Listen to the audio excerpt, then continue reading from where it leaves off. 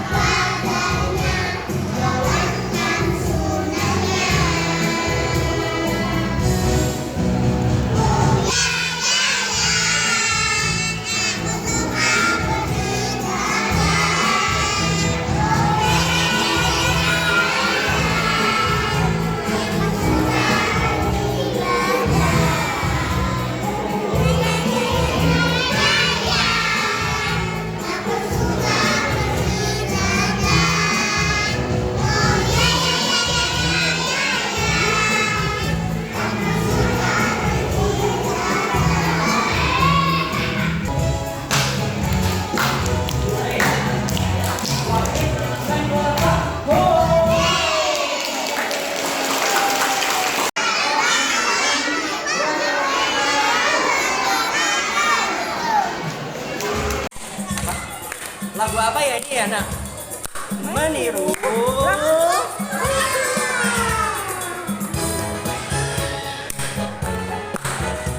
Semua ikut ya. Tepuk. 3, 2, 1.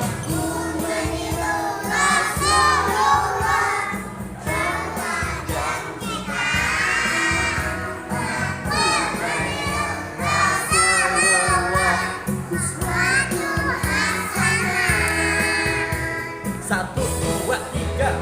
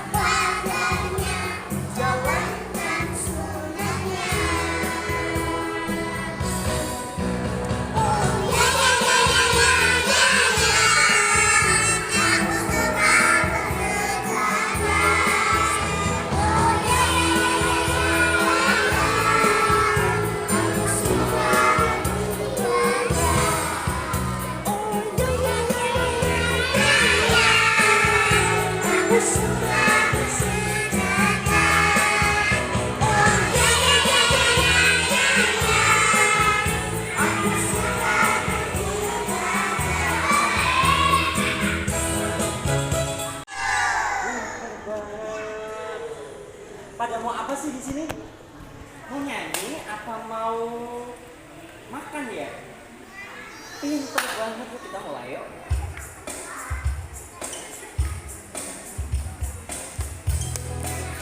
Yuk, semua gerak.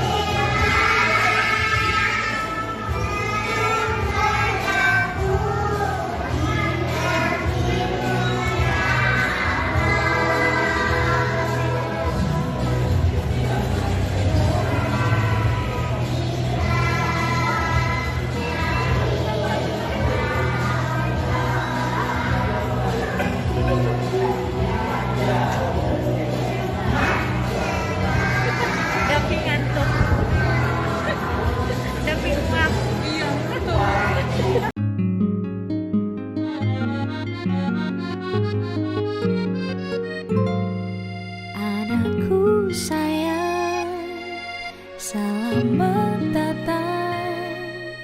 Bermimpilah yang indah bersama Untuk selanjutnya kita akan melihat tampilan dari kelas Musa. Mereka akan mempersembahkan mini operet. Mari silakan anak-anak saya. Beri aplaus untuk Musa.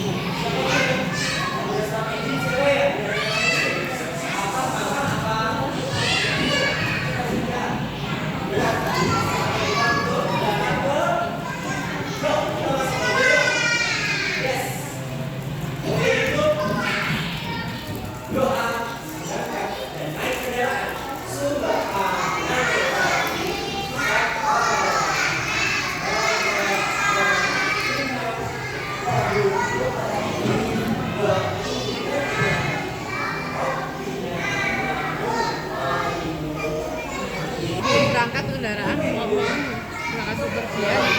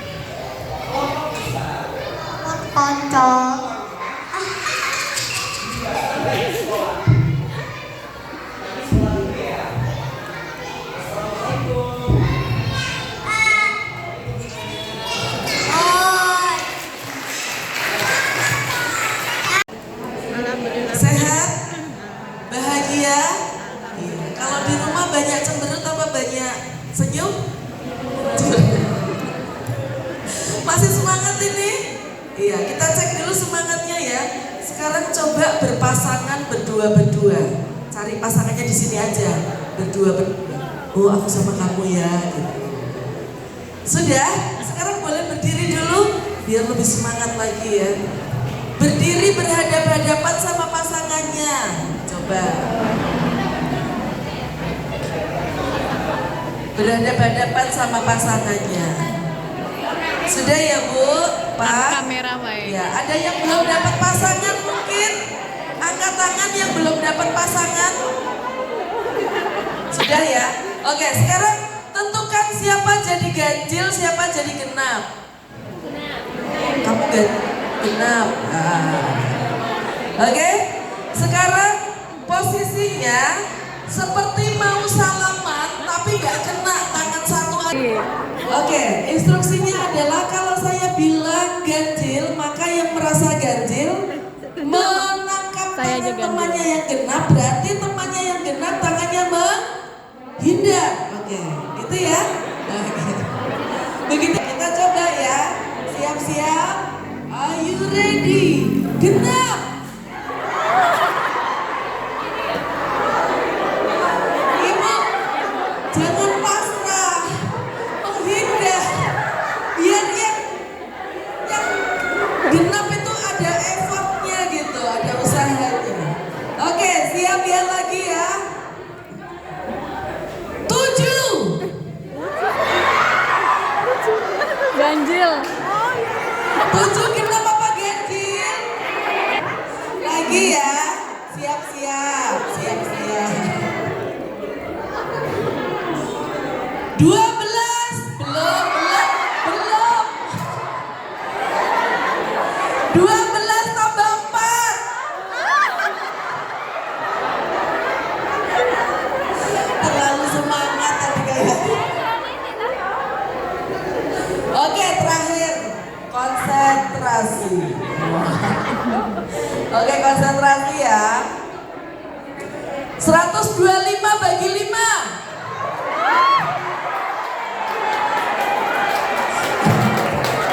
Tepuk tangan buat kita semua. Silakan duduk kembali. Ayah bunda.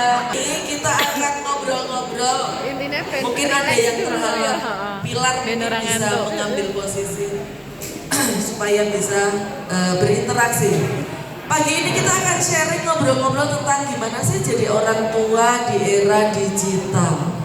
Bapak Ibu, saya mau tanya dulu, menjadi orang tua zaman sekarang susah apa enggak?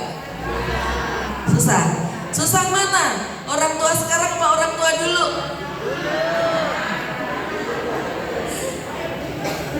Orang tua dulu.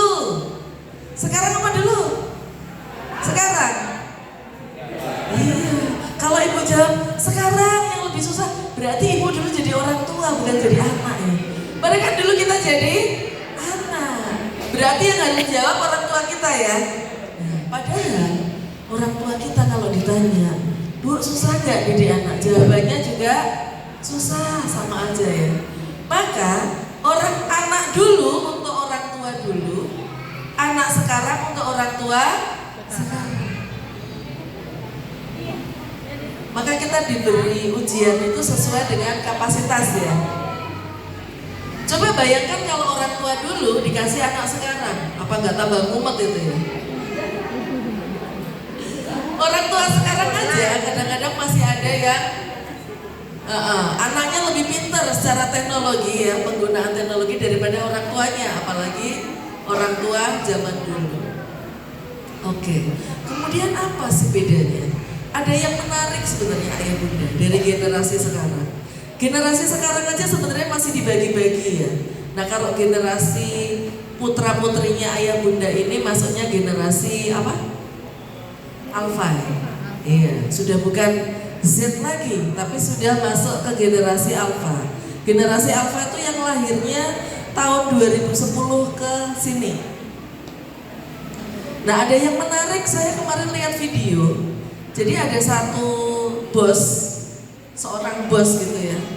Bos itu marahin 3 anak buahnya. Ternyata 3 anak buahnya itu generasi angkatan 80-an, angkatan 90-an sama generasi Alpha. Nah setelah dimarahin, kemudian ada seseorang itu yang mencoba ngobrol, nanya gitu, menginterview, sedikit interviewnya. Yang generasi 80 ditanya, gimana nih kamu tadi habis dimarahin? Ya mudah-mudahan menjadikan aku lebih baik lagi lah ke depannya. Itu generasi 80. Nah generasi 90 ditanya, tadi gimana nih kamu habis dimarahin? Apa sih kamu nanya-nanya? Aku mau resign aja lah, aku mau resign gitu.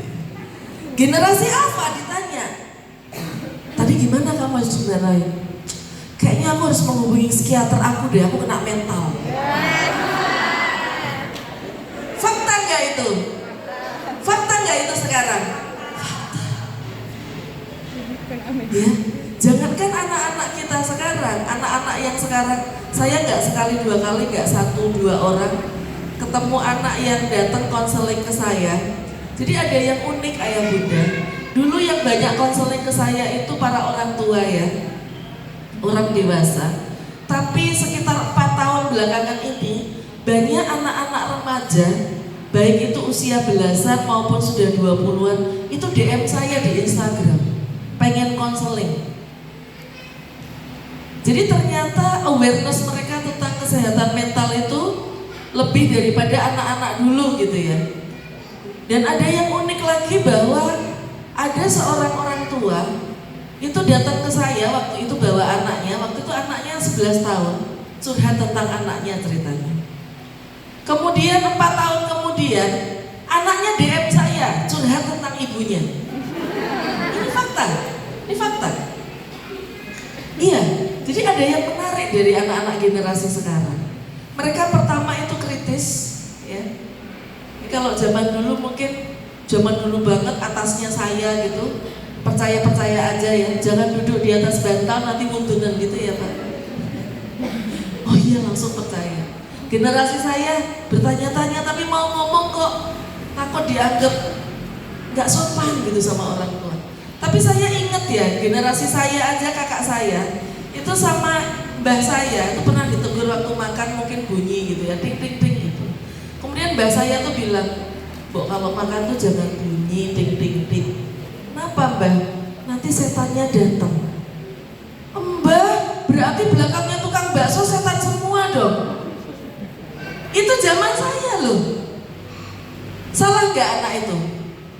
Dia hanya berpendapat sesuai dengan kemampuan dia berlogika gitu ya saat itu. Nah anak sekarang coba dibilang, "Dek, jangan duduk di atas bantal, nanti wudunan." Dia langsung jawab apa Bu? "Bapak, tolong jelaskan secara ilmiah apa hubungan wudun sama bantal?" Gitu ya. Iya kan? Nah, jadi pertama mereka kritis, kedua mereka ekspresif. Maka orang tua sekarang bilang, "Bun, ya apa kendala mendidik anak?" Itu loh Bun, ngeyel ngejawab gitu ya. Kita ngomong satu kata, dia jawabnya 10 kata. Ini kan yang kita hadapi ya. Ternyata itu kalau kita lihat dari sisi positifnya, malah justru itu menunjukkan bahwa mereka itu mau mengungkapkan kekritisannya pada orang tua. Nah mungkin yang disebelin sama orang tua itu kan caranya ya, cara ngomongnya mungkin dianggap kasar, terus dianggap melawan dan tidak sopan. Jadi kekritisan itu memang ini menjadi karakter anak-anak sekarang yang mau tidak mau, suka tidak suka itu harus kita terima, itu dulu ya. Kita harus mau nggak suka, saya sebel dilawan, saya sebel diayali, ya harus mau dulu, nerima dulu bahwa oh ini ya karakteristik anak sekarang. Bahkan hal ini menjadi diskusi di dunia HRD-an Bapak Ibu. Di dunia HRD itu nggak kalah jadi topik loh ini, bahwa punya karyawan di generasi tadi 90-80 ke atas itu beda dengan generasi anak-anak sekarang. Jadi HRD-nya itu harus lebih sabar lagi menghadapi. Nah iya, ini benar-benar jadi diskusi. Ya Allah, kok nggak kayak dulu ya? Gitu. Bahkan pendidikan juga saya menjadi konsultan di beberapa sekolah itu menjadi curhatan. Sampai di sekolah itu ada situasi senioritas dan junioritas. Generasi muda ini yang baru-baru ini mempunyai kelebihan, mereka fresh dalam berpikir, mereka punya ide-ide yang cerdas gitu. Tapi kadang-kadang cara menyampaikannya itu kurang bisa diterima oleh generasi yang lebih tua. Maka pertama kita harus mau nerima dulu. Oh, situasinya sekarang sudah seperti ini. Sama orang tua, kita hidup dulu di zaman kita kan dulu ya. Dan ini kan zamannya anak kita. Kita harus mau nerima dulu bahwa beda ya zaman dulu sama sekarang. Apa hal-hal yang membedakan? Pertama adalah kecepatan perkembangan teknologi yang dibandingkan sama tahun kita itu lebih cepat sekarang. Yang kedua, akhirnya akan membawa jenis atau variasi informasi, kecepatan informasi, jumlah informasi yang juga luar biasa. Semakin banyak seseorang terpapar informasi, maka dia akan menjadi orang yang semakin kritis, semakin banyak pertanyaan. Jadi semakin banyak diisi, orang itu akan semakin banyak pertanyaan. Padahal semakin banyak pertanyaan itu atau curiosity itu adalah bahan bakar otak. Jadi kalau anak kita banyak bertanya, atau kalau dek jangan hujan-hujan nanti sakit, terus dia bertanya, bisa bun, mandi kan pakai air, hujan juga air, dilarang hujan-hujan tapi disuruh-suruh mandi gitu. Kalau anaknya bertanya gitu, orang tuanya gimana? Kalau kita mentok, nggak tahu jawabannya, kita bilang apa? Jangan ngeyel gitu ya. Udah nurut aja lah. Gitu. Sebenarnya itu kalimat sakti. Pamungkas punyanya orang tua ketika kita itu kepentok nggak bisa ngejawab lagi karena kekritisan anak-anak kita. Nah, jadi sebaiknya apakah kita bersyukur, apakah kita sebel kalau anak-anak kita kritis gitu Bu? Pak, bersyukur ya. Berarti mulai sekarang kalau anaknya ngeyel bersyukur. Alhamdulillah anak ibu cerdas ya. Gitu. Oke, sebenarnya ngeyel nanti kita akan masuk ke sosmed. Tapi kalau kita ngomongin orang tua digital, itu sebenarnya nggak hanya tentang sosmed ya. Saya mau ngasih basicnya dulu soalnya. Jadi sebenarnya ngeyel itu kalau dalam ilmu psikologis namanya adalah komunikasi asertif.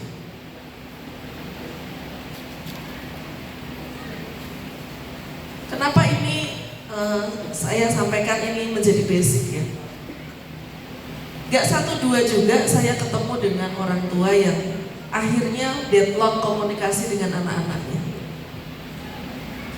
Jadi bagus ya kalau parenting di usia dini, parenting di anak-anak yang anak-anak masih KB, TK gitu ya. Karena kita bisa masih sedikit banyak, bahkan banyak melakukan preventif, usahanya preventif daripada kuratif. Karena saya harus jujur, kuratif itu lebih sulit daripada preventif. Gak sedikit saya ketemu dengan orang tua yang deadlock komunikasinya dengan anak. Karena apa? Dari kecil sudah dibenamkan, ditekan komunikasi asertifnya sehingga anak-anak ini jadi malas ngobrol sama orang tuanya. Muncul masalah itu nggak di usia sekarang loh, nggak di usia TK, nggak di usia PAUD. Muncul masalah itu biasanya nanti di usia remaja. Jadi jangan menganggap bahwa kita ngobrolnya sama anak dimulai pas anak remaja, enggak. Itu bisa jadi tahapan efek, tahapan gampang. Ketika ada masalah orang tua dengan anak di usia remaja, kita perlu flashback juga salah satunya, walaupun itu nggak mutlak ya. Kemarin kita ngapain ya sama anak kita? Terus salah satunya kenapa kita perlu belajar tentang tugas perkembangan, tahapan perkembangan. Jadi kalau guru-guru di TK itu biasanya mereka sudah punya kayak buku saku tugas perkembangan gitu ya Bu, tukem namanya. Tugas perkembangan, jadi kalau anak umur sekian tuh dia butuh apa, harus diapain gitu ya. Salah satu contoh, anak umur 0 sampai 1 tahun itu harus banyak dipeluk Bu. Kenapa? Karena dia akan belajar dia akan melihat atau merasakan, mengobservasi apakah lingkunganku itu secure buat aku apa enggak, aman buat aku apa enggak. Apa pentingnya anak merasa aman terhadap lingkungannya? Jadi kalau ada bayi nangis gitu ya, diemin dulu aja, nanti tidak dia manja. Ada kan yang berpendapat gitu. Itu anak belum bisa membedakan antara manja dan enggak. Bayi nangis harus langsung kita deketin. Dia tuh sama sekali nggak ngerti apakah ini melatih kemandirian atau enggak gitu ya. Nah, kenapa? Kalau dia merasa lingkungannya aman, maka itu akan membantu menumbuhkan rasa percaya diri dia. Jadi kalau dia percaya sama lingkungannya, maka akan tumbuh perlahan-lahan rasa percaya diri. Kenapa anak salah satu penyebabnya anak gak percaya diri? Karena bisa jadi dia sering mengalami hal-hal yang bikin dia gak percaya sama lingkungannya. Disakiti, dikasari, dikerasin, gitu ya. Dibohongin, direndahkan. Jadi dia merasa bahwa lingkunganku tuh gak secure. Kalau anak sekarang bilang insecure gitu. Sehingga itu akan membantu atau mempengaruhi apakah kita punya rasa percaya diri atau enggak, atau kadarnya sebenarnya. Itu contoh bahwa kita tuh perlu belajar ilmu tentang tahapan perkembangan. Oh, anak umur sekian butuhnya apa, anak umur sekian butuhnya apa. Oke. Ketika terjadi masalah komunikasi di usia belasan, mungkin bisa 20-an, kita mesti flashback kemarin kita gimana sama anak-anak. Pada dasarnya manusia tuh tadi, dia kepengen mengekspresikan, apalagi anak-anak sekarang. Dia lapar, dia bilang lapar. Dia sedih, dia bilang sedih. Tapi kadang-kadang tanpa kita sadari dan tanpa kita tujuannya nggak seperti itu ya, kita mungkin nggak sengaja lah dianggap seperti itu. Mungkin karena ketidaktahuan kita. Justru kita yang membenamkan ekspresinya anak-anak kita itu. Contoh aja, salah satu hal kita ngobrolin tentang emosi. Bagaimana kita mengajarkan atau melatih anak-anak kita belajar mengelola emosi itu? Salah satu caranya adalah memberi kesempatan mereka untuk mengungkapkan apa yang mereka rasakan.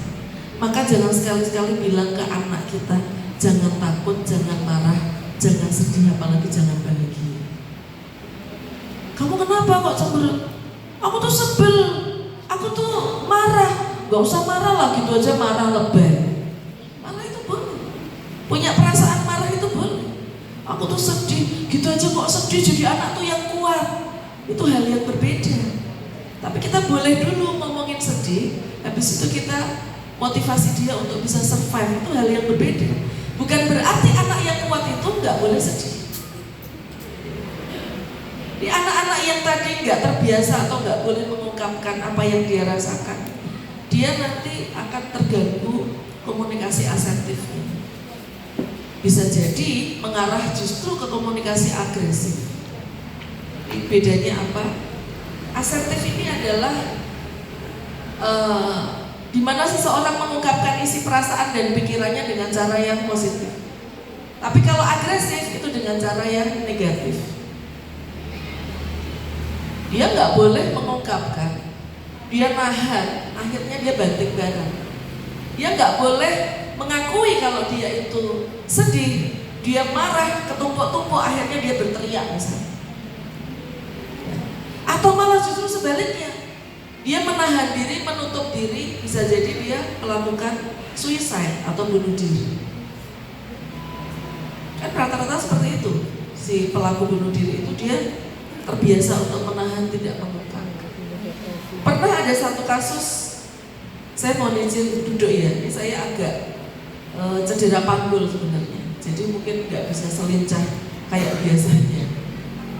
Jadi ada anak umur 16 tahun yang datang ke saya ibunya. Ibunya bilang, "Bun, anak saya udah nggak mau bicara sama saya." Ketika saya ketemu dengan anaknya, kemudian anaknya bilang, "Soalnya kalau aku ngobrol sama mamaku, mesti berantem ujungnya." Anak ini bilang gitu. Awalnya biasa, ujungnya berantem. Terus saya tanya, "Kampus, kamu kalau di rumah, manusia kan kepengen ngobrol ya, kamu ngobrol sama siapa?" Bapak Ibu tahu dia ngobrol sama siapa? Aplikasi.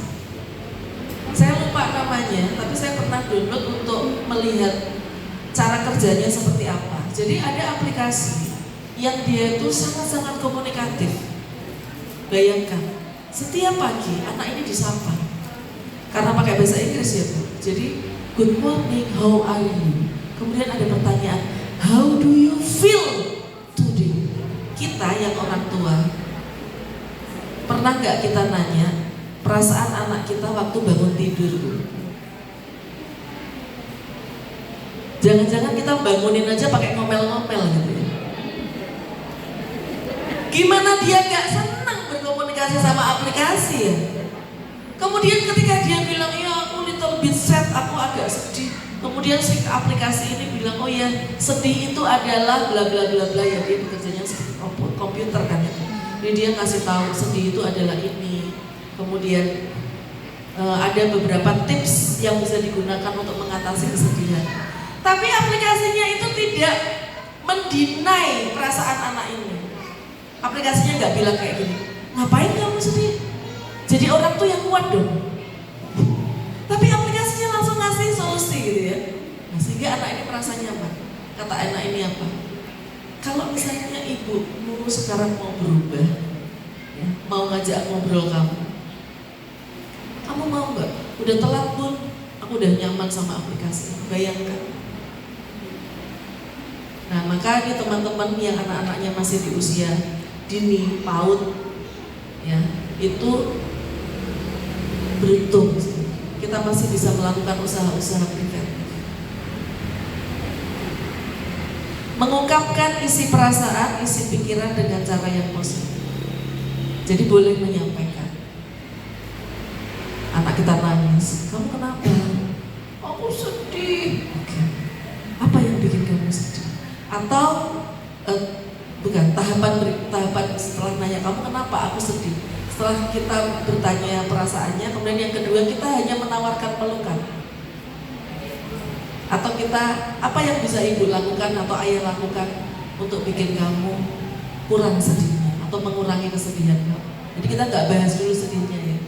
Atau butuh pelukan. Jadi kalau anak kita nangis jangan malah diomelin ya Bapak Ibu ya. Karena dia sedang mengungkapkan perasaannya. Ini penting loh dalam nanti ketika dia sudah dewasa, kematangan emosi.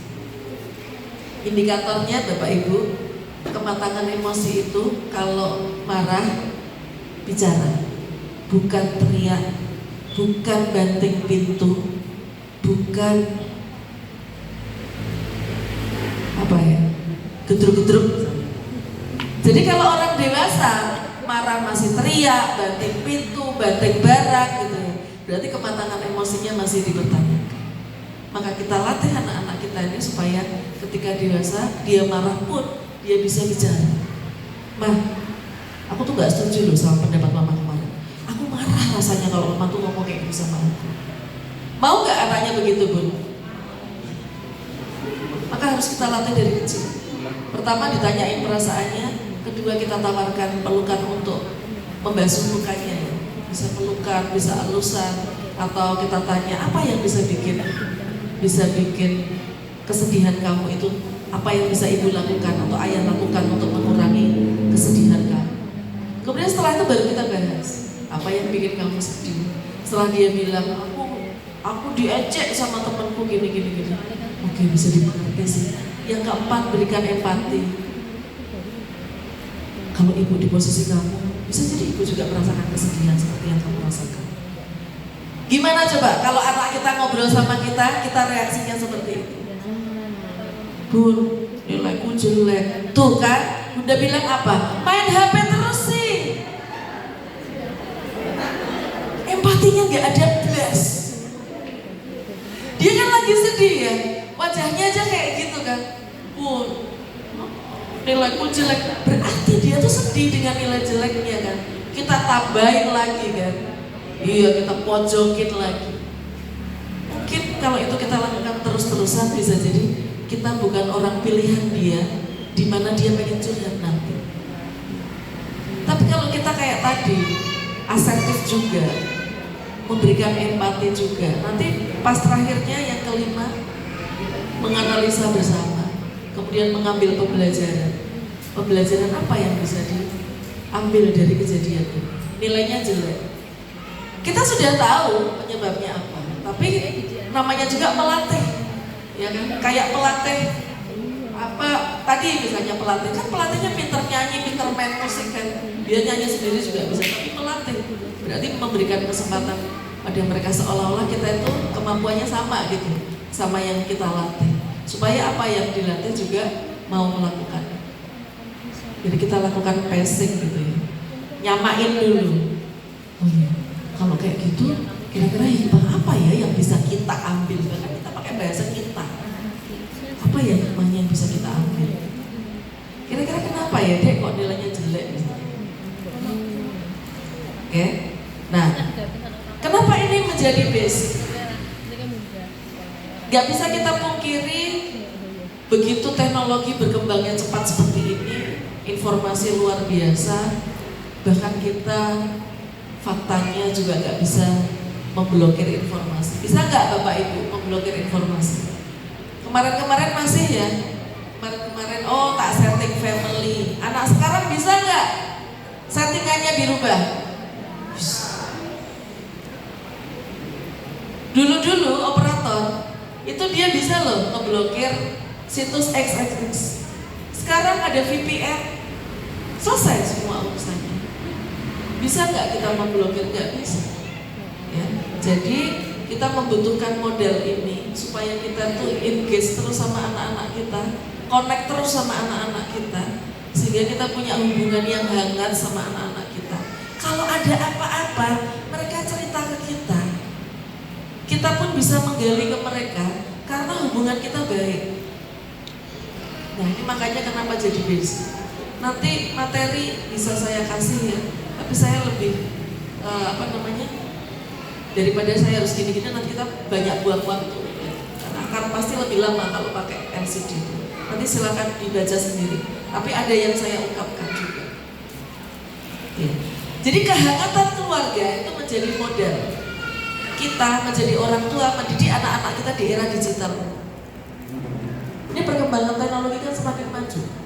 Jelas ini semakin maju. Informasi semakin luar biasa. Saya kemarin ketemu dengan seorang anak yang dia memutuskan menjadi seorang bisex di usia 16 tahun dan mulai terpikir di usia 14 tahun.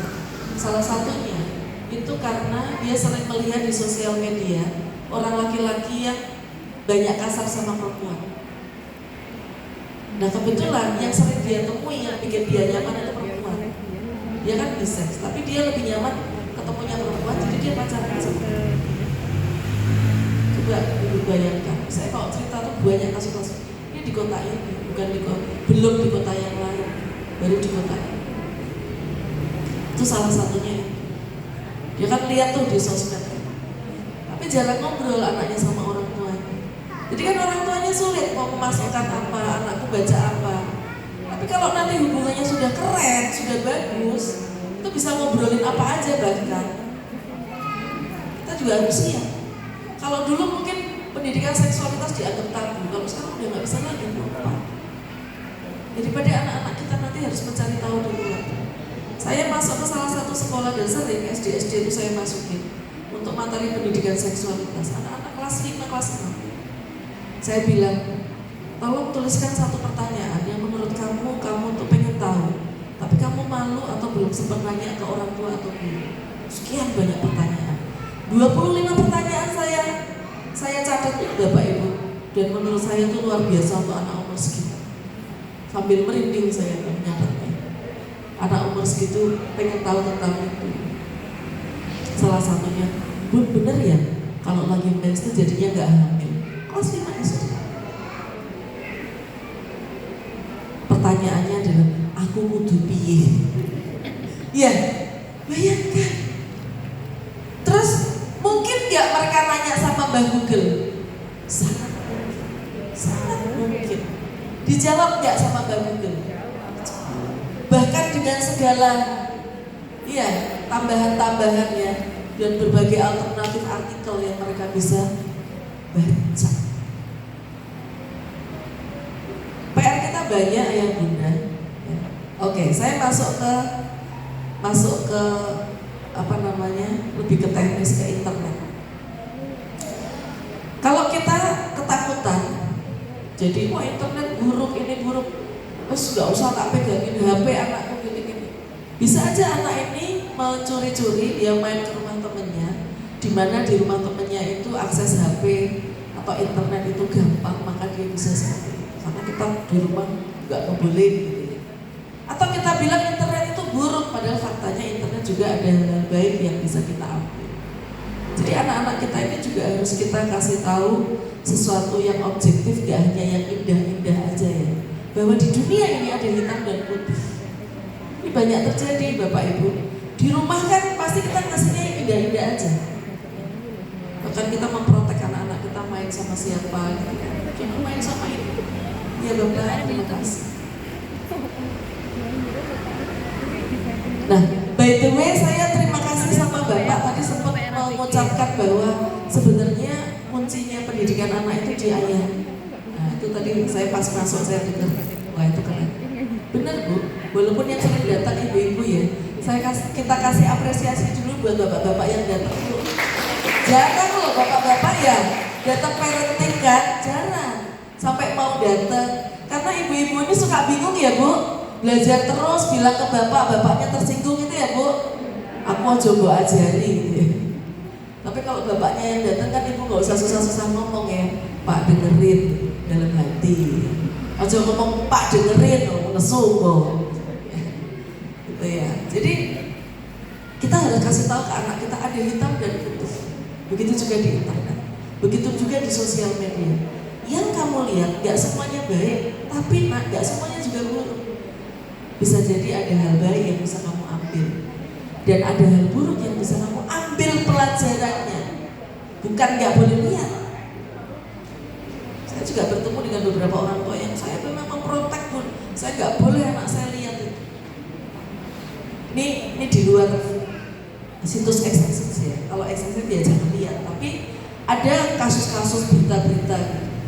Kita ajak anak mengambil pembelajaran, bukan anak kita nggak boleh tahu tentang itu. Sampai seberapa jauh kita bisa menutup mata mereka.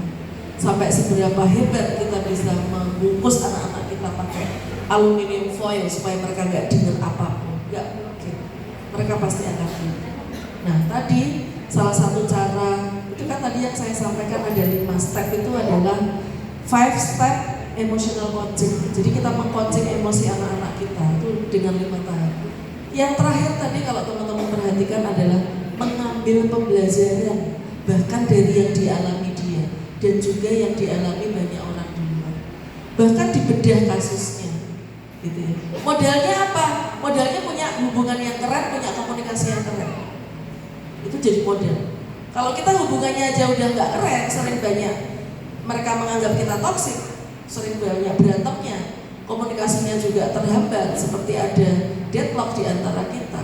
Gimana kita mau ngobrol tentang tadi kasus-kasus di luar, dibedah kasusnya, walaupun itu nanti akan dilakukan SD, SMP ya, SD kelas atas gitu ya, SMP, SMA. Jadi modelnya adalah kita harus membangun dulu komunikasi yang asertif, hubungan hangat di dalam keluarga. Ini yang bisa kita gunakan untuk mengakali pesatnya kemajuan teknologi dan derasnya arus informasi. Jadi berhenti menyalahkan informasi-informasi yang sebegitu, kita menyalahkan energi kita keluar capek, kita nggak bisa stop mereka. Lebih baik energi itu kita gunakan untuk membangun kehangatan di keluarga kita. Ya. Kalau enggak, nanti anak-anak kita akan terlena, diasuh oleh sosmed dan lain sebagainya. Curhatnya di sosmed, bukan di kita. Jadikanlah kita ini, keluarga adalah tempat terbaik bahkan untuk hal terburuk yang terjadi pada anak. Artinya dia ngomong apapun, walaupun itu kita nggak enak dengernya, kita nggak senang dengernya, ya kita harus jadi tempat yang utama dan tempat terbaik buat mereka. Harus kita tampung, walaupun kita dengernya itu nggak enak sebenarnya ya. Masalah-masalah itu kan nggak enak. Kita bisanya kalau kita cuma marah itu ya gampang, semua orang juga bisa. Tapi kita harus bisa menjadi apa ya, sandaran lah,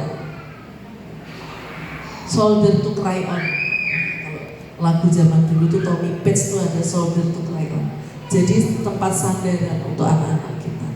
Jangan sampai dia bersandarnya di luar, karena bersandar di luar belum tentu pihak luar itu bisa memberikan respon atau feedback yang positif buat anak-anak kita.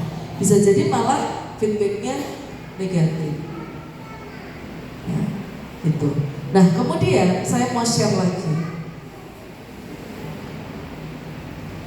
Ini data ya, walaupun saya tidak melakukan survei atau penelitian secara resmi, tapi dari sekian anak-anak sekolah yang saya masukin dari level SD, SMP, SMA, itu rata-rata mereka usia 10 tahun atau kelas 4 itu sudah mulai membuka situs XXX.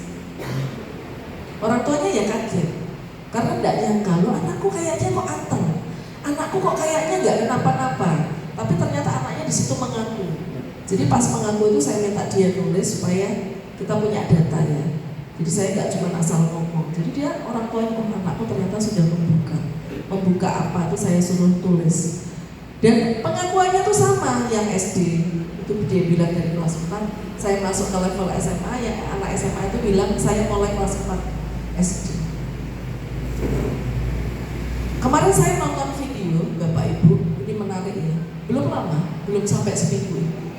Ada seorang pelaku kejahatan terdakwa hukuman mati, bukan di Indonesia. Dia 2 jam sebelum dia dihukum mati, dia diwawancara. Saya lihat video wawancaranya. Jadi anak ini tuh sudah melakukan lebih dari 30 wanita pemerkosaan terhadap lebih dari 30 wanita dan pembunuhan terhadap wanita tersebut. Dia bilang seperti ini, saya itu dilahirkan di keluarga yang baik-baik saja karena mereka agamanya non-Islam. Jadi dia bilang ayah saya rajin ke tempat ibadah. Kita di keluarga juga sering membahas tentang religius versi mereka. Tapi ada satu hal ternyata yang itu pengakuannya dia. Saya mulai nonton film XXX. Ketika dia di penjara, dia ketemu dengan banyak orang, pelaku-pelaku kejahatan itu rata-rata, bahkan bisa dikatakan semua, dia bisa bilang semua yang saya temui itu penonton film XXX. Jadi hati-hati. Nanti di materi saya ini juga ada bahwa itu nanti bisa juga dijadikan materi ya buat anak-anaknya nanti kalau sudah agak gede gitu, lebih detail. Kalau sekarang mungkin lebih ke diprotek dulu, dikasih tahu kalau yang gini enggak duduknya gitu. Itu pornografi ini itu lebih kejam daripada narkoba. Jadi ada penelitian yang dilakukan 10 tahun yang lalu.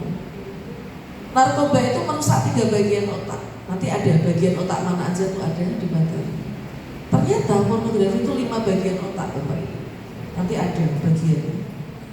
Kemudian apa yang bagaimana rusaknya? Jadi otak ini nanti keluar hormon. Hormon ini sebenarnya hormon baik ya. Hormonnya tuh tapi keluar berlebihan akhirnya menjadi tidak baik. Nanti otak itu bisa mengkeret. Sedangkan otak yang rusak itu tadi punya fungsi pengambilan keputusan. Karena nilai-nilai hidupnya tuh ada di situ posisinya. Jadi kalau anak itu menyerap nilai hidup, misalnya kalau minum duduk pakai tangan kanan, itu kan masuk ke sini. Nah, masuknya di bagian itu, itunya rusak. Jadi nilainya otomatis bisa jadi hilang, bisa jadi rusak. Kemudian memori menyimpan, ya, jadi menyimpan ingatan, file-file atau memori. Itu fungsinya otak yang tadi mengkeret. Maka saya biasanya pintu masuknya atau bridgingnya, jembatannya itu adalah saya tanya dulu cita-citanya apa. Pengen jadi tentara Bu, pengen jadi ini, pengen jadi. Oke, pertanyaannya, kalau misalnya tentara itu yang dibutuhkan apa? Kesigapan, kecepatan, berpikir strategis. Tapi kalau otaknya rusak gimana nak? Dia terganggu Bu. Oke, Bunda mau cerita ya. Jadi bridging saya pakai itu, bahwa ternyata ditemukan begini. Nah kalau otaknya rusak kira-kira kamu bisa mewujudkan cita-cita kamu. Itu anak-anak itu rata-rata ya Bun, kalau udah terlanjur gimana? Begitu mereka ngomong kayak gitu, itu harus langsung kita saut. Berarti mereka sudah masuk ke proses kesadaran, menyadari. Oke, ada yang bisa kita lakukan. Yuk kita atur strategi. Saya nggak bahas langsung lihat gini enggak. Oke, kalau gitu kamu sudah nggak malu sekarang. Oke, kita atur strategi. Contoh, anak-anak ini kan suka punya ini Bu, Pak, grup tanpa orang tua. Itu anak-anak SD suka udah punya gitu kan, grup yang orang tuanya nggak ada di situ. Mereka itu ternyata suka kirim-kiriman link, suka kirim-kiriman video. Nah di grup itu kan ada anak yang belum terpapar, ada anak yang sudah. Nah jadi anak yang belum terpapar itu terpaksa terpapar. Oke. Bun ini loh di grup ini suka gini-gini. Kalau gitu kita setting tidak auto download. Itu salah satu kita membimbing mereka itu ngasih solusinya caranya gitu. Jadi kita persedikit yang namanya omelan, tapi kita perbanyak mendampingi dan membimbing mereka step-step nyata apa yang bisa anak-anak ini lakukan. Termasuk ketika anak ini sudah terlanjur terpapar. Ini juga nggak sedikit ya ayah bunda. Bahkan kemarin ada kasus anak TK umur 4 tahun, dia belum bisa nulis. Bapak ibu tahu nggak dia bukanya lewat apa? Dia nggak bisa nulis nih. Dia searchingnya pakai apa? Voice. Baik. Itu yang tadi saya bilang, bahkan bisa jadi kecepatan pemahaman teknologi kita tuh kalah sama anak-anak kita. Dia lahir di era digital, lahir aja dia udah melihat ini, lahir aja udah selfie ya anak-anak ini tuh. Iya nggak? Lahir itu udah lihat teknologi. Dan itu kan kecepatannya tuh luar biasa. Sedikit-sedikit kita udah lihat inovasi ini, inovasi itu gitu. Jadi anak-anak ini tuh lebih cepat memang mereka itu untuk memahami teknologi dibandingkan kita yang lahir kemarin. Mungkin saya lah tepatnya ya. Mungkin kalau bapak ibu di sini masih muda-muda. Jadi anak-anak ini begitu lihat gini dia langsung paham. Coba saya tanya, bapak ibu pegang HP, ada berapa aplikasi yang digunakan dan berapa yang nggak digunakan? Ini anak-anak kita itu bisa jadi aplikasi itu mereka lebih banyak menggunakan mereka daripada kita. Mereka lebih bisa memaksimalkan fitur-fitur yang ada di handphone atau di gadget apapun lah dibandingkan kita. Mereka cepat cara belajarnya mereka itu. Nah, anak TK ini dia pakai suara, dipencet itu tanda mikrofonnya itu, kemudian dia searching menggunakan kata kunci yang dia tahu. Tahu nggak dia dari siapa kata kunci itu? Dari temennya yang TK juga, tapi yang lebih tua dari dia. Jadi kalau dia TKA, ya itu TKB lah. Nah, saya tahu dari ibunya ini panik telepon saya. Alhamdulillah rumahnya nggak terlalu jauh, cuma beda 3 rumah. Dia telepon, udah tolongin saya, tolong. Ini anaknya lagi digebukin sama bapaknya, anak TK. Saya tahu bapaknya seperti itu karena panik sebenarnya. Panik, bingung nggak tahu harus ngapain. Saya langsung segera ke situ, saya minta anaknya dimasukkan kamar, ditenangkan, diajak tidur, nggak usah diomongin apa-apa. Belas nggak usah diomongin satu kata-kata pun selain ngajak tidur. Kemudian saya bicara sama bapaknya, saya bilang, Pak, kalau bapak pengen menghajar anak bapak, maka mohon maaf, sepertinya bapak harus menghajar diri bapak sendiri dulu. Itu nggak adil. Kalau anak TK melakukan itu, kita menghajar dia, kita nggak adil. Karena sedikit banyak kita pasti punya kontribusi. Ini orang tuanya berusahanya di rumah, pengusaha dua-duanya dan di rumah. Jadi nggak di luar rumah loh, di rumah. Mungkin ya bapaknya merasa terganggu anaknya. Udah sana sini, udah main HP aja sama. Kan punya kontribusi sebenarnya bapaknya. Jadi cuma ngasih, ngobrol enggak, bimbing enggak, ngasih doang.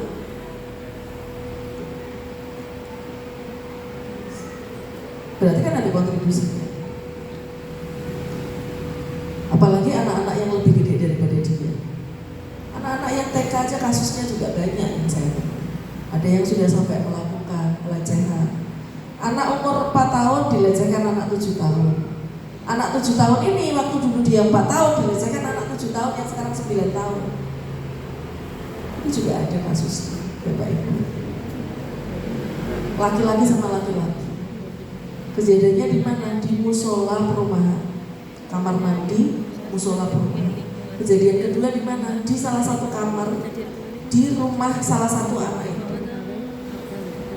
Jadi orang tuanya kerja, ART-nya mainan HP, anak-anak ini masuk kamar dikunci dari dalam.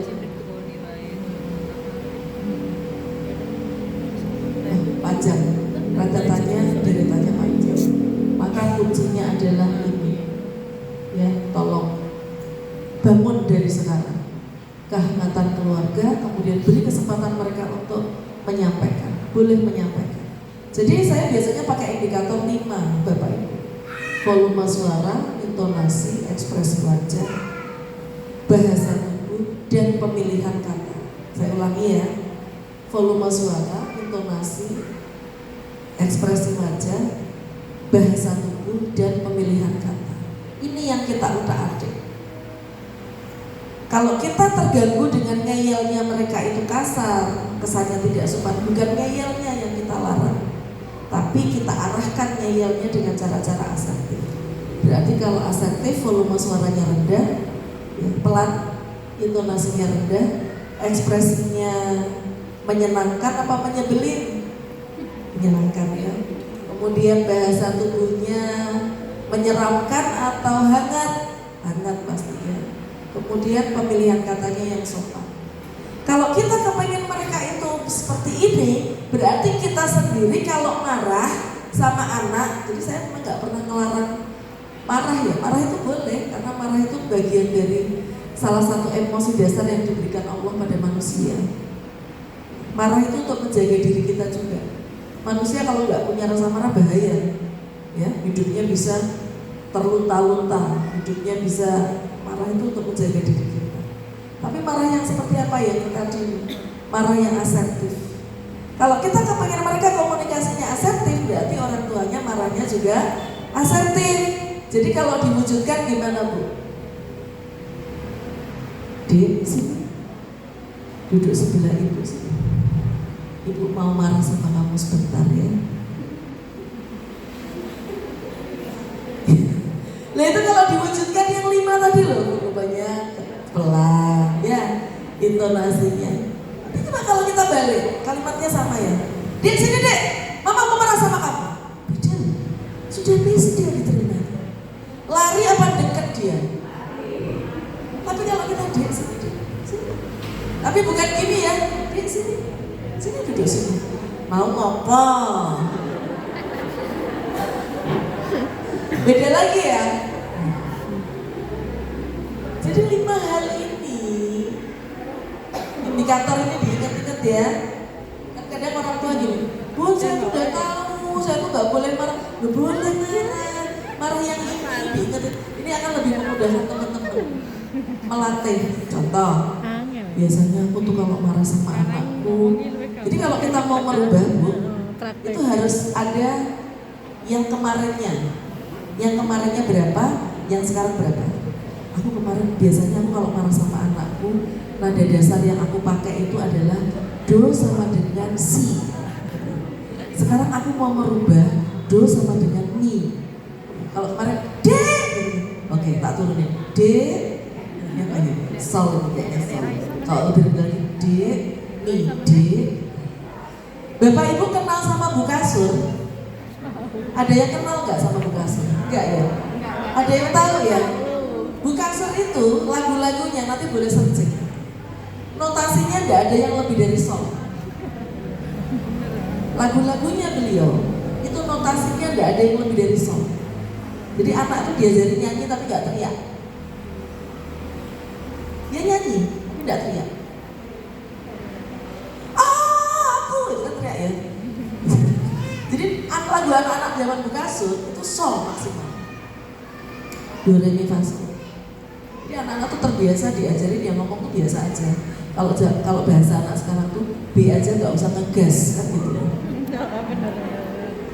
Bu, kamu tuh nggak suka? Iya, nggak suka itu boleh di B aja, nggak usah ngegas. Tapi kalau anak kita ngegas, kita bilang nggak usah ngegas, bisa nggak sih? Lagi opo? Aduh, ya ngegas juga. Maka kalau kita menenangkan anak yang ngegas, maka kita juga jangan ngegas. Maka tadi kalau kita kepengen anak kita asertif, marah kita juga harus asertif. Sehingga kita bisa membangun komunikasi yang indah. Terakhir, kayaknya udah mau deket-deket saya udah mau diperingatkan. Terakhir, dalam membangun komunikasi yang sehat, pertama harus dekat dulu. Ya, kedua, bangun bonding, kuatkan bonding. Jadi pertama kan membangun kedekatan, kedua menguatkan bonding. Ya.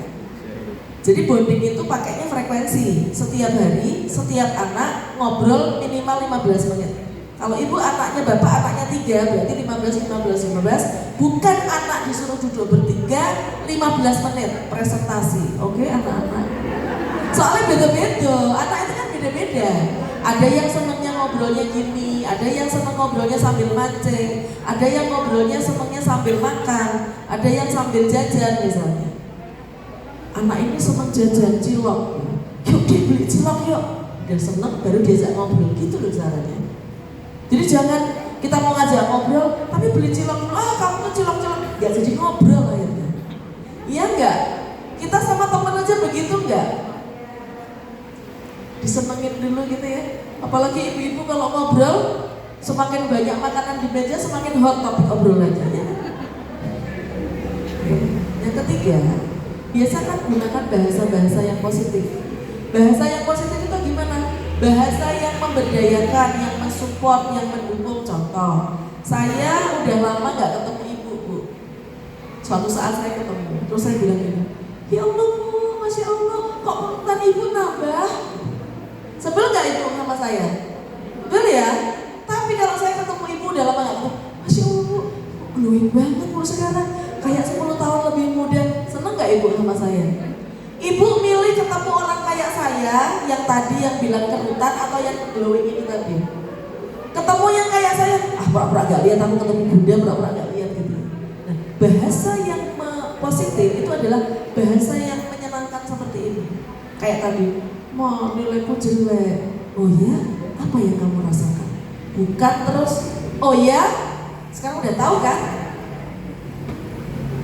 Sudah tahu kan akibatnya kalau kamu gak nurut sama mama? Dibilangin, mama kan lahir duluan gitu ya. Bedanya kita tuh cuma lahir duluan, tapi bagaimana kita diperlakukan, pengen diperlakukan itu sama. Kalau kita lagi kesel sama suami kita, kita pasti pengennya kita lagi nangis ya. Sebel gak kalau suami bilang gini, Bu, wis tuwek rasa nangis gembeng. Sebel gak? Kita pengennya nih, aduh ibu kenapa gitu kan? Sama. Anak kita juga kalau lagi nangis, dia pengennya juga begitu. Dipakai bahasa. Mungkin itu yang bisa saya berikan, nanti kita kembangkan lagi ilmunya lewat tanya jawab.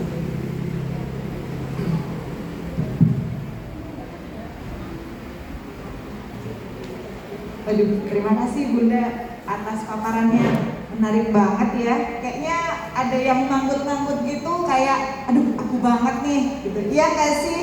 Nah, lumayan lah ya 45 menit nge-upgrade diri, belajar bersama. Sekarang saya kasih kesempatan untuk hadirin ibu-ibu yang mau bertanya.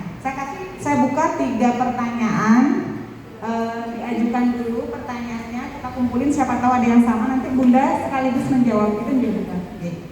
Monggo yang mau bertanya, disebutkan nama, kemudian pertanyaannya.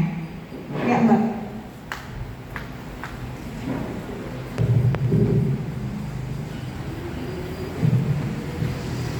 Assalamualaikum warahmatullahi wabarakatuh. Selamat pagi, nama saya Andita. Meskipun ini saya bertanya agak sedikit receh ya Bun. Jadi kalau tadi kan di era digital, tapi yang saya tanyakan bagaimana kemudian menyikapi perbincangan antar anak-anak nih. Sekarang kan kita nggak bisa ya Bun kayak nge-cutter atau nge-cut pengetahuan-pengetahuan atau bicara-bicara yang kurang baik. Bagaimana kemudian ketika pulang sekolah anak itu bilang, Mom, misalnya ya, tadi si A nyebutkan hewan ini loh misalnya, atau berkata bilangin aku jelek, bilangin aku bodoh, bilangin aku apa, itu bagaimana? Karena ada beberapa anak yang ketika dibilangkan hal seperti itu dari temannya, kemudian jadi tidak percaya diri. Oh, aku jadi jelek ya mom, kulitku hitam ya, hidupku pesek dan lain sebagainya, aku bodoh ya. Bagaimana kemudian mengajarkan anak, kalau saya misalnya hanya bilang, kalau gitu jangan temenan, tapi kan tidak menyelesaikan masalah. Bukan lari dari masalah, tapi bagaimana kita bisa menyelesaikan. Begitu ya, terima kasih. Agak, aduh ini mau ngisi materi atau mau jadi MC gitu. Oke, pertanyaan yang kedua dari mana lagi nih? Sebelah sini ada nggak yang? Ya, Bapak, wih, keren.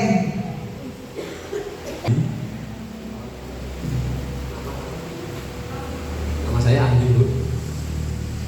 Sedikit sharing atau menyampaikan yang saya rasakan tentang anak saya. Barangkali ini dirasakan juga ke beberapa orang tua yang lain. Bagaimana menyikapi anak, dalam hal ini anak saya. Beberapa kali mungkin terlihat seperti tantrum ya Bu. Tantrum itu kelihatannya dia sedang memainkan sesuatu, contohnya main Lego atau main apa, tiba-tiba dia marah. Marah itu karena mungkin yang dibuat itu nggak seperti yang dia inginkan. Kemudian saya ada berada di sampingnya, saya mencoba berkomunikasi. Anak saya kemudian namanya Abad. Abad pengen bikin apa? Abad tuh pengen bikin ini loh ya, tapi nggak bisa. Akhirnya dia marah-marah terus dibanting. Nah, misalnya seperti itu. Barangkali ini menjadi yang pernah dialami Bapak Ibu sekalian, bagaimana cara menyikapi pada saat hal itu terjadi. Mungkin itu Ibu. Terima kasih. Ini bapak-bapak hati ya. Kemudian satu lagi yang mau tanya. Terima kasih.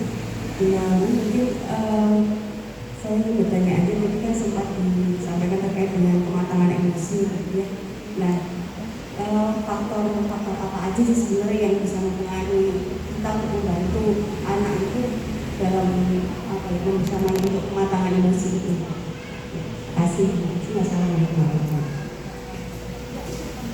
Yang pertama, Mbak Binian langsung. Ya, jadi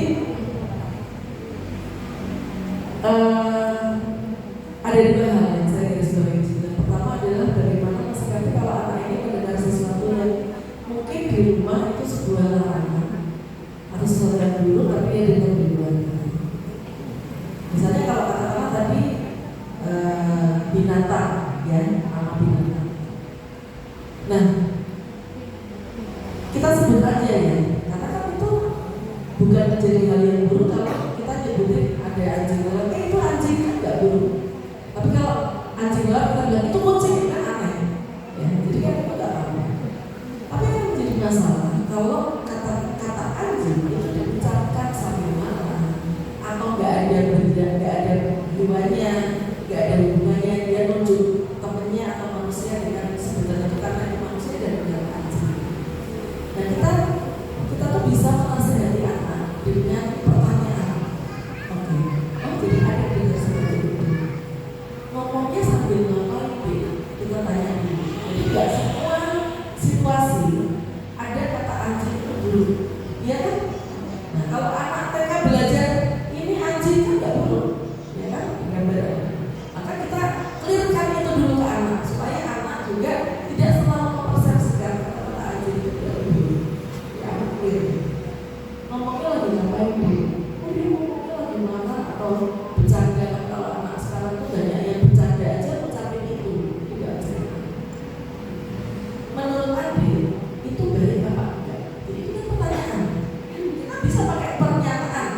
Dek, sekali lagi jangan gitu ya, karena itu nggak baik. Cepat banget. Menurut Andi gimana? Baik apa belum? Ya nggak baik sih. Kalau menurut Andi nggak baik, kira-kira Andi boleh pilih itu enggak? Enggak sih. Itu yang bisa kita lakukan. Nggak bisa bilang larangan-larangan kamu jangan main sama ini.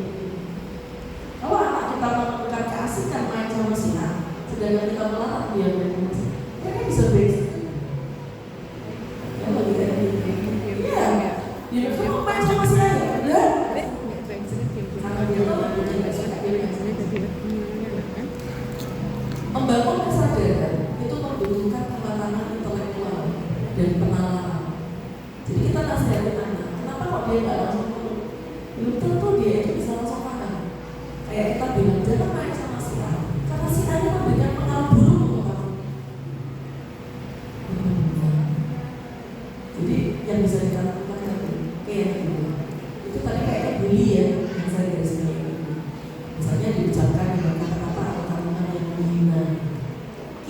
aja. Nah, ini berhubungan sama yang cerita saya tentang bos tadi.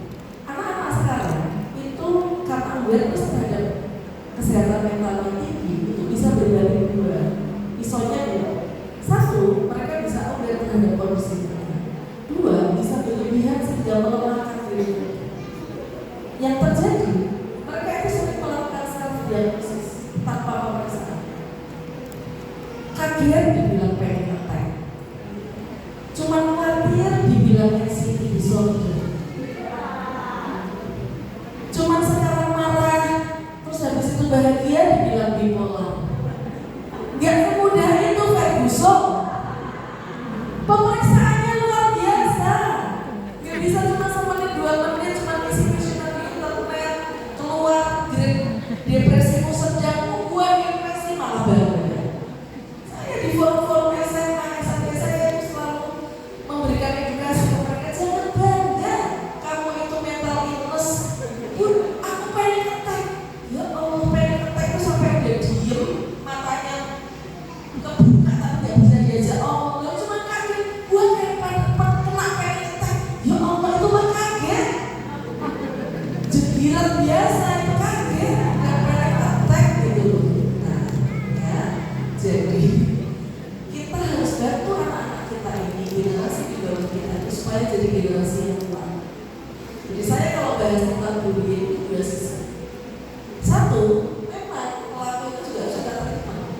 Ya, bullying juga bukan tidak meninggalkan luka. Banyak kasus-kasus anak sampai kena gangguan jiwa karena bullying. Ada. Tapi di sisi yang lain, saya mengangkat sisi yang berbeda. Kita juga harus membangun kekuatan hati anak-anak, kekuatan mental anak-anak kita. Salah satu caranya apa? Tadi, aku diledekin ini. Ambil kaca, kan? Ambil kaca, duduk di depan kaca. Look at you, lihat diri. Apa yang bisa kamu lihat positif dari diri? Kita diam dulu, biar dia yang ngomong. Katanya aku jelek hitam, cari langsung. Orang hitam yang dia terkenal, yang dia bisa sukses dengan walaupun dia hitam. Maka kita jadi orang tua di era digital harus banyak referensi. Mau jujur aja, jangan sampai membatasi diri kita dulu. Kan gak jangan. Harus sering scroll Instagram, scroll YouTube, loh penting loh untuk referensi kita. Jangan sampai anak kita sudah nyekrol sampai tunggu, kita baru nyekrol sampai sini. Jadi ketika anak kita ngobrol apa, kita harus sudah apa sih? Apa penting itu ngikutin tadi loh. Makanya saya bilang kalau orang tua zaman dulu kepayahan suruh ngikutin anak sekarang. Tapi kalau orang tua sekarang, siapa yang nggak punya Instagram di sini? Nggak ada kan? Nah itu digunakan untuk lihat-lihat fenomena anak sekarang gimana sih? Ya, selain untuk posting, ya kan? Lagi posting, lagi baik guys. Lagi gimana? Tapi selain itu juga scroll fenomena yang terjadi di usianya. Kita punya anak 5 tahun, anak 5 tahun gimana? Kita punya anak 8 tahun, 8 tahun seperti apa? Nah, itu contoh lagi. Melihat dari sisi yang berbeda. Aku nggak mau sekolah, kenapa?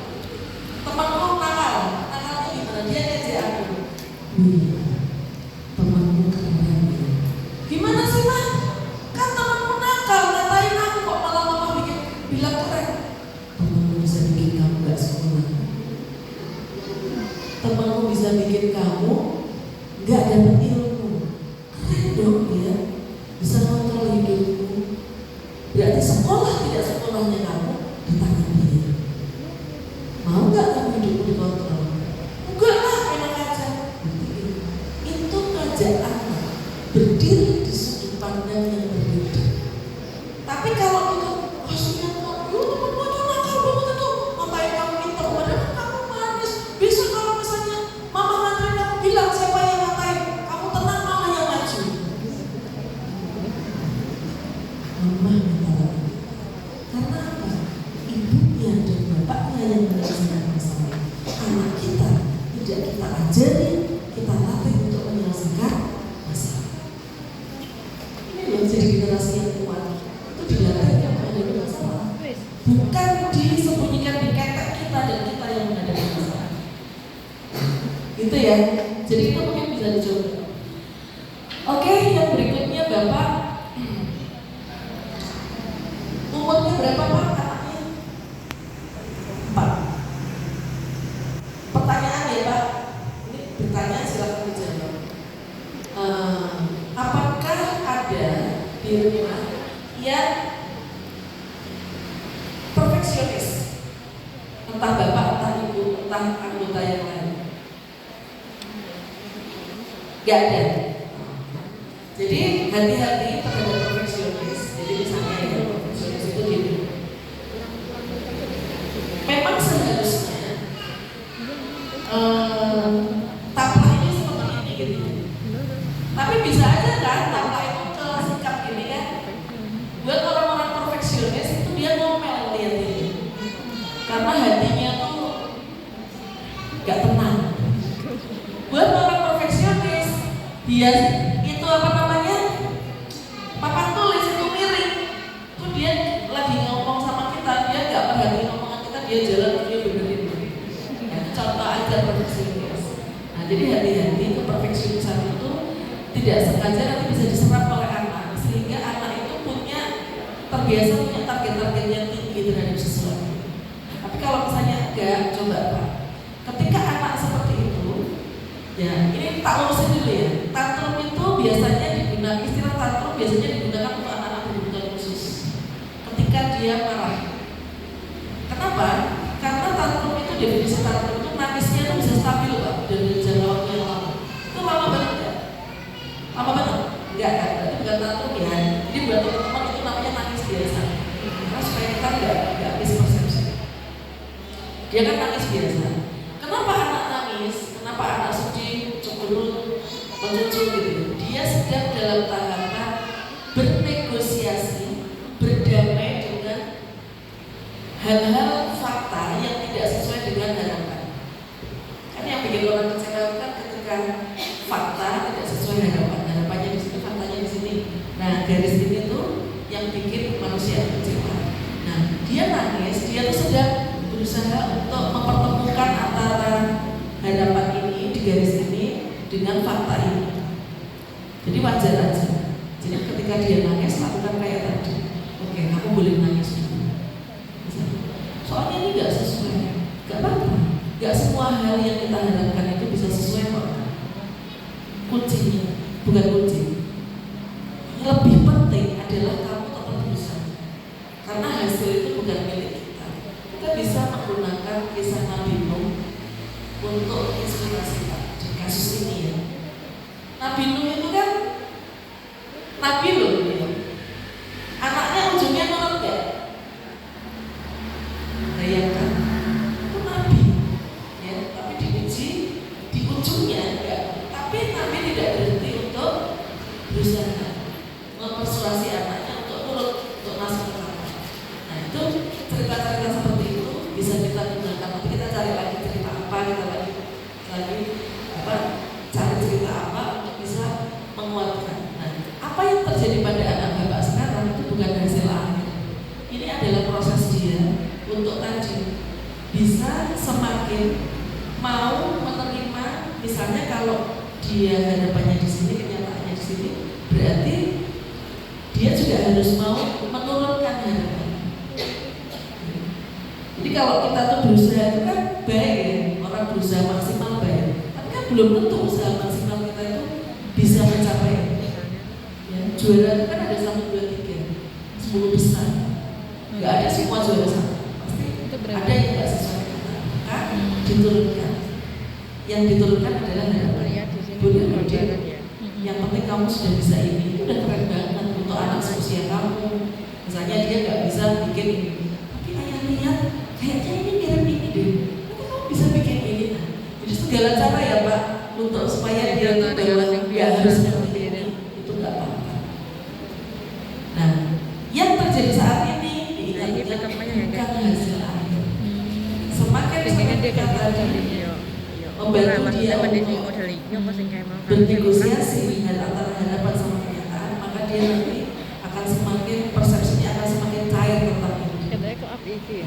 Dan kita jangan sampai kalau dia berhentilah untuk target-target negara. Jadi yang dibandingkan bukan si A dan si B, tapi si A sekarang dan si A biasa ibaratnya. Malah belum bisa buat pengenalan, baru setelah pengenalan ini bisa buat pengenalan. Tapi sing ready sing bukan si A bisa dikenal, si B bisa dikenal, saya tidak bisa dikenal. Gitu Pak? Ibu, saya dikasih kata kunci ada apa? Tadi tentang apa? 1/10. Oh, teman-teman emosi. 5 step emotional coaching dilakukan terus. Ya. Kenapa? Karena anak ini kalau nggak terbiasa mengungkapkan perasaannya, nanti memendam. Nah, anak yang memendam ini bisa meledak-ledak di usia tertentu. Itu jadi tahapan itu setiap dia kenapa-napa itu dilakukan. Ya, dan diapakan ya 1, 2, 3, 4. Kemudian ayo pada berarti ada tahapan di mana memang anak-anak aku biar masa aku cilik ya di tempatnya bapakku ya Tamiya anak-anak usia 3 tahun dia punya mainan dipinjam temennya, tapi temennya nggak pinjam, temennya ngerebut. Dia kan marah nih, terus kita bilang ya udah deh kalah aja. Mungkin dia belum pernah punya mainan kayak gitu, malah ya deh. Atau mungkin kita di situasi gak enak, ya kita kenal sama orang tuanya terus kita kayak itu jangan bilang. Memelihara ego di usia itu nanti dibawa sampai gede. Untuk apa? Memegang prinsip.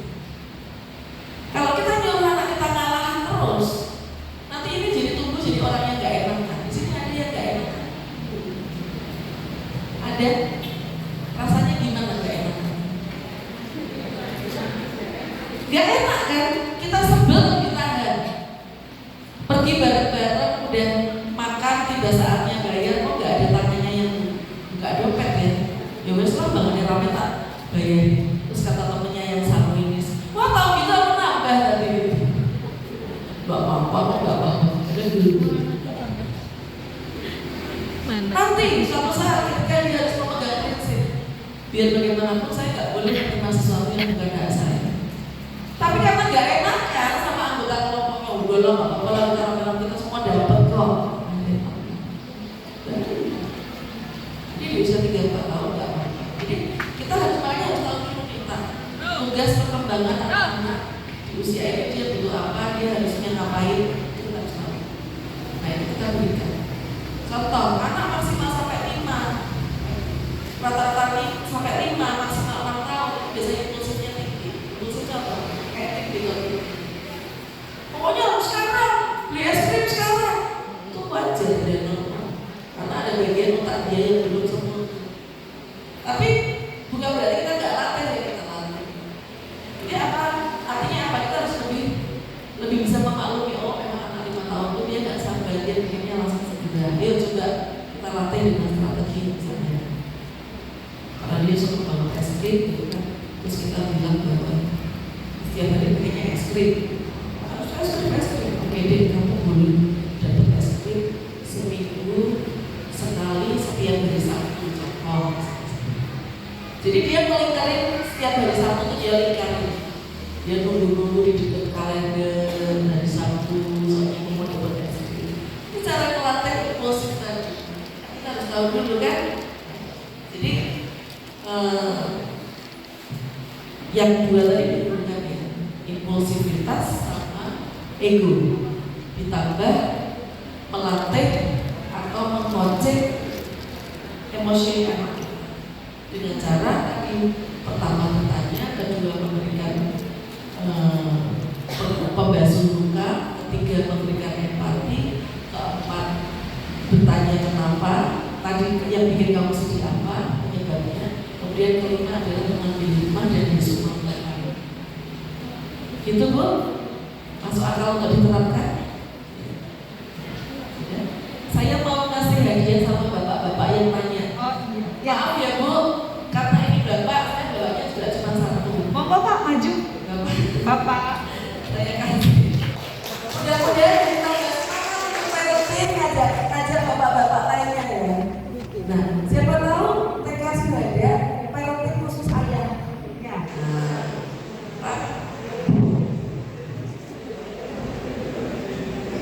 Ayah-ayah itu lebih senang kalau parentingnya ayah semua. Jadi mereka kalau nanya itu nggak gengsi. Saya pernah di sesi parenting ayah, tapi yang isi bukan saya, tapi saya mendampingi di situ. Yang isi pembicaranya laki-laki juga. Itu malah sampai nangis loh, curhat. Oh gitu ya. Jadi bikin parenting ayah gitu. Ya. Yang lain mau bukunya bu? Mau nanya? Bukunya? Mana ya Pak? Tapi kayaknya udah siang, singkat aja ya Bunda ya. Satu terakhir, nggak apa-apa. Karena ayah jadi saya kasih. Assalamualaikum warahmatullahi wabarakatuh. Nama saya Fahmi, paling murid dari salah satu sekolah di TKB. Ini saya punya catatan nanti baru banyak terakhir aja supaya punya waktu untuk bertanya. Benar banget bu, kalau papa-papa itu susah. Ini saya nggak tugas dokumentasi, mungkin saya nggak datang. Jadi datang karena punya tugas dulu ya, tugas dokumentasi untuk kita. Jadi memang agak susah ya papa-papanya. Pertanyaan saya gini, kalau membentuk anak itu kan sejak dini ya, basic untuk basic itu sejak dini. Jadi 1 tahun aja sudah harus dibentuk sama dengan. Bagaimana kalau itu terlambat, sudah terlanjur? Jadi anak kita sudah remaja dan papa muda itu emosional, jelas pasti nggak salah, jelas. Gelut, ayo benar. Papa muda itu pasti emosional ya banyak. Nah, bagaimana kalau sudah terlanjur, anaknya sudah dewasa, sudah remaja maksudnya, remaja SMP misalnya sudah 14 tahun, karena kita bisa menciptakan atau mengembalikan kehangatan itu, karena berarti sudah ada basic yang sudah tertanam di dalam anak itu masih emosional gitu. Nah itu apakah bisa kembali bentuk kehangatan keluarga gitu. Yang kedua, ini mungkin dialami oleh semua banyak orang tua. Jadi pandemi itu menunjukkan anak-anak remaja mengalami perubahan sikap emosional yang dulunya mungkin sudah tersenyum, sumer, itu kemudian ketemu zona nyaman di kamar, kurang sosialisasi, jarang bertemu teman, mengurung diri, lubruk seperti semongko gitu, udah dulu nggak gitu. Ada perubahan. Banyak yang mengalami seperti itu. Banyak sekali anak-anak yang dulunya itu ceria, cenderung sekarang lucu. Pertanyaan dikit aja dengan tentang orang tua sudah mulai, ini kakak muda sudah emosional, sudah mulai bisa menata diri. Bertanya dengan baik, ya jawabannya itu apakah itu juga karena efek sebelumnya si papa emosional ini presiden itu atau? Tapi semua orang kok sama gitu. Semua orang mengalami hal itu. Dia suka pandemi itu anak seperti ini. Ya betul. Kalau kita terhadap gadget, ketika masih di SD kita bisa batasi waktunya, tapi pandemi semua kemudian sekolah harus via online, mau nggak mau kita memfasilitasi. Nah, jebol sudah kita kan betul tadi dikatakan jebol kan kita nggak bisa ngomong lagi, dan anak-anak cepat sekali menyerap itu. Nah ini bagaimana cara menyikapi? Terima kasih. Wassalamualaikum warahmatullahi wabarakatuh. Mohon maaf mudah-mudahan dimohon untuk para wali murid tidak meninggalkan ruangan sampai acara selesai karena kita masih ada sosialisasi dari SD Masjid Suada. Terima kasih. Ya. Maksudnya kayak di stasiun ya. Ya. Ini sebenarnya pertanyaannya tuh agak berbeda, jadi saya jawabnya jadi satu. Jadi kalau udah terlanjur gimana? Kita ulang dari pertama, jadi jangan langsung konten. Contohnya tadi kan saya bilang kalau kita mau membangun komunikasi sehat itu yang pertama dekat dulu, yang kedua kuatkan bonding, yang ketiga itu pakai bahasa positif.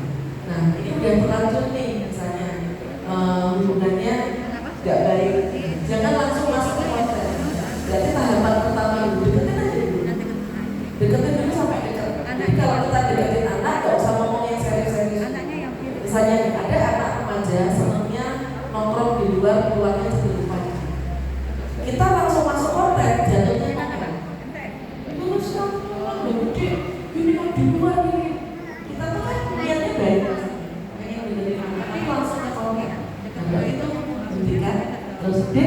nongkrong yuk, dekat itu, malah justru diajak nongkrong.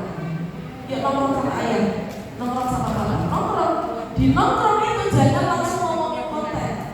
Nanti dia akan tahu papaku modus. Ngajak aku nongkrong, pengen ngasih ganti.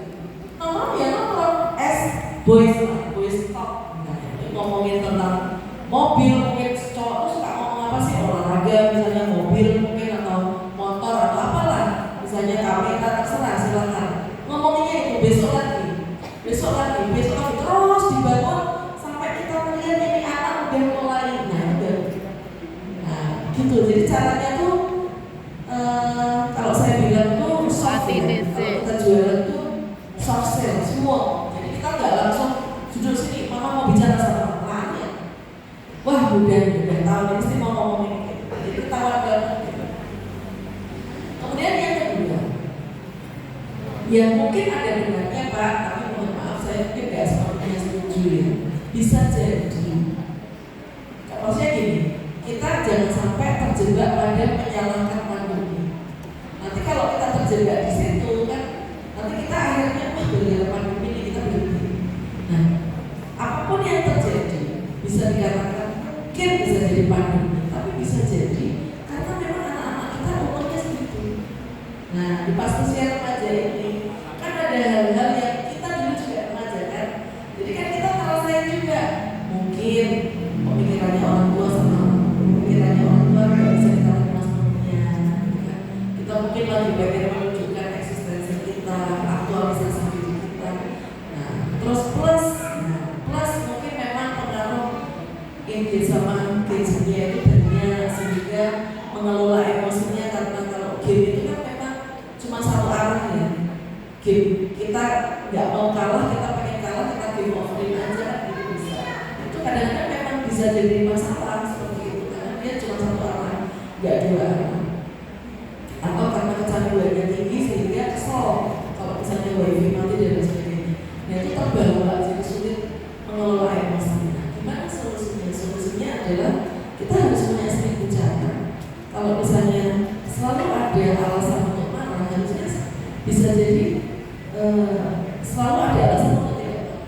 Kalau ada selalu ada alasan dia mencucu atau mengejar atau dia marah, harusnya ada 1000 alasan membuat dia untuk bisa lebih tenang. Misalnya kita alihkan dia dengan kegiatan-kegiatan.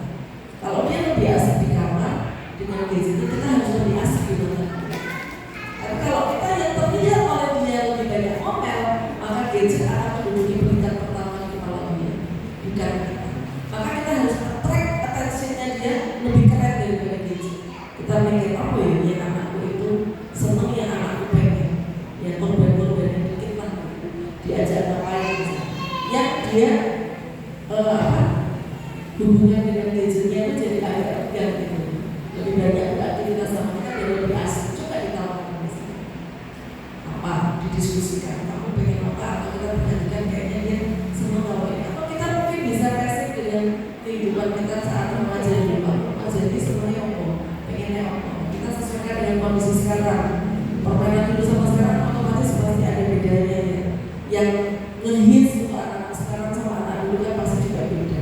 Nah coba kita cari strategi. Jadi kalau kita kan terapi itu ada 2 macam. Contohnya Bapak itu kan kalau nggak disuruh potret pasti kelihatan. Ini sebenarnya bagian dari terapi perilaku. Berarti besok caranya adalah semua bapak-bapak kasih tugas. Itu terapi perilaku namanya. Terapi yang satu lagi namanya terapi kognitif. Terapi kognitif itu untuk merubah persepsi dengan cara diskusi, gitu kan? Nah, kalau kita diskusi belum bisa masuk, kita belum bisa gini. Kamu dulu ceria loh deh, sekarang kamu cenderung gara-gara gadget. Dia kan mengaku loh kalau kita omongin kayak gitu. Dia merasa, oh enggak, mesti gitu. Enggak apa-apa, walaupun itu pengamatan. Kita lebih ke terapi perilakunya aja. Dek, kamu bapak lihat di situ ada. Ya kita lihat tuh pameran. Gitu loh. Jadi masuk ke terapi perilaku aja langsung, nggak banyak omong terapi perilaku. Nanti kalau banyak omong jatuhnya nasihat, ngomel, bawel gitu ya.